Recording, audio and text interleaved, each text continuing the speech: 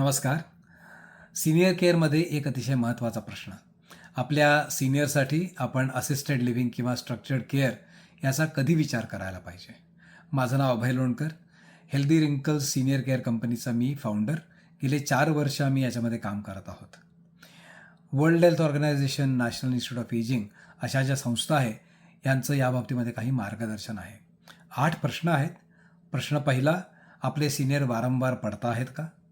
2, dementia किंवा विस्मरण याचे सिम्पटम्स जे आहेत ते वाढत आहेत का? 3, एखादी सिरियस सर्जरी झाली आहे आणि आपण त्यांना घरी त्यांची काळजी घेऊ शकत नाही. 4, स्ट्रोक ज्याच्यानंतर रिहॅबिलिटेशन फार महत्त्वाचं आहे.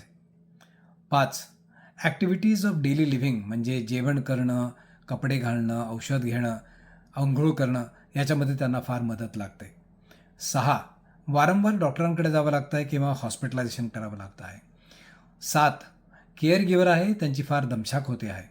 आणि 8 आणि फार महत्त्वाचं, आपले सीनियर एकटे पडले आहेत. या 8 पैकी कोणचेही 2 साईन्स आणि सिम्पटम्स जर असतील तर फॅमिलीनी असिस्टेड लिव्हिंगचा किंवा स्ट्रक्चर्ड केअरचा विचार करायला पाहिजे. आपल्याकडे काही जर प्रश्न असतील सीनियर केअर करता तर आम्हाला फोन करा. आमचे ॲडवायझर आपल्याला फ्री ॲडवाईस देतील.